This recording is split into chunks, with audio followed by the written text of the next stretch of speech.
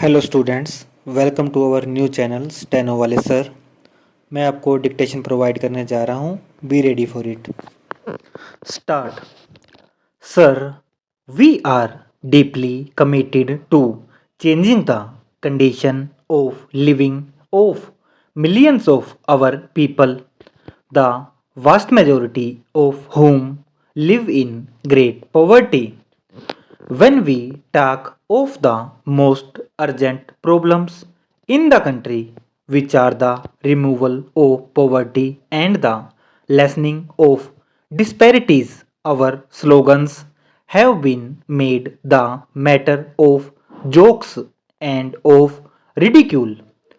Any subject, any question, any debate has evoked the taunt as to what about Garibi Hatao? Surely poverty is too agonizing a state to be joked about, except by those who have no idea what it is and have no real sympathy with those who live in the state of poverty.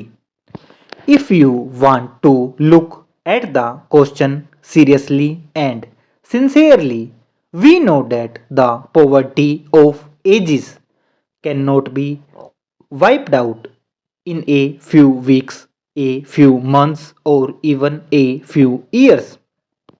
Anybody who pretends that he can do so is obviously trying to mislead the public. We have never said that we can achieve this by a miracle. We have never said that it can be done by magic.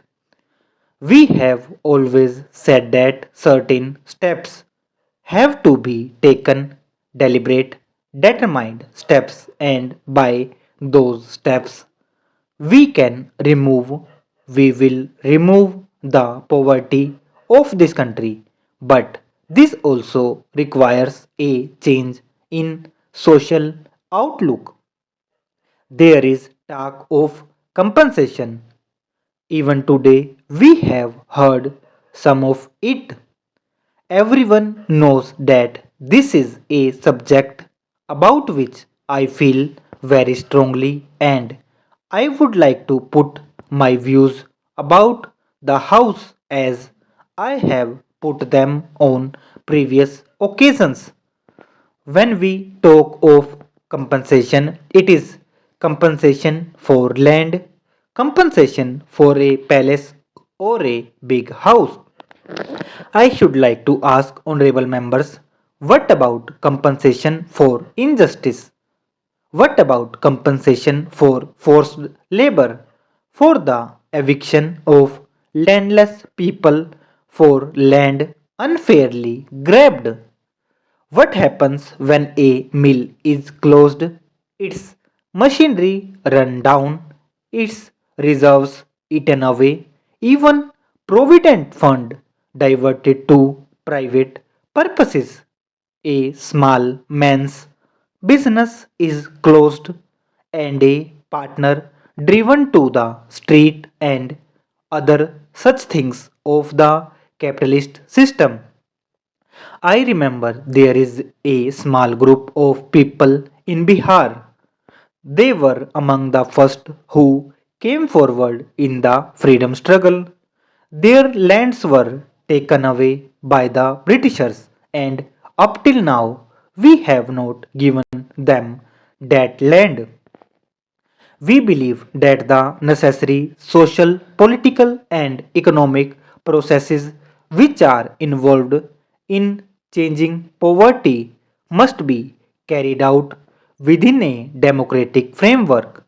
The vested interests have, as usual, raised a hue and cry, either through lack of understanding or deliberate mischief.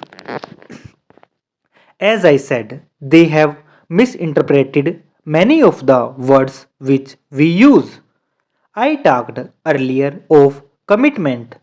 What I mean is that we are committed to the upholding of the freedom of speech, of assembly, of worship of every citizen of this vast and varied land.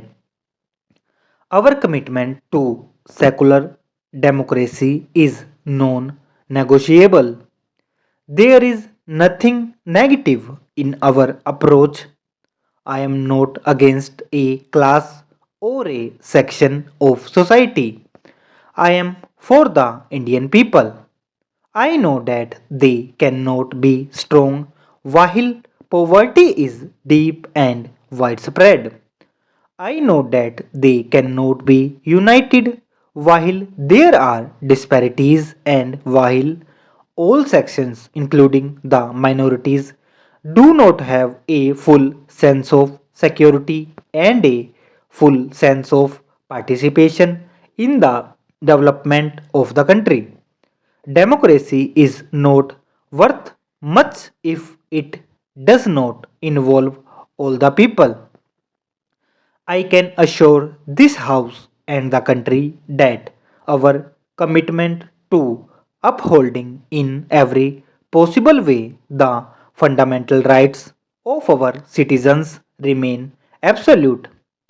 Even when we speak of imposing certain restrictions on property rights, our intention is not to abolish property only where property rights are in conflict with public purpose. The public purpose must be hold sway. Our people understand this. In the last elections, every possible attempt was made to scare the people, to mislead them into believing that all the property would straight away be taken away. Those who indulged in such a propaganda miscalculated and underestimated the wisdom of our people, a wisdom based not on formal education but on personal experience. Some of us have joked and some have shown temper and some have sincerely pleaded their cause, but I would urge all honorable members to approach the issues involved in our amendment with calm and sober reflection. These amendments have significantly social and political import, which we must try to understand in all seriousness. The measures which we have taken and are taking are milestone in the progress of millions of our people. They have come to be regarded by the people as marking a new stage in the struggle to build a social, more humane and just society.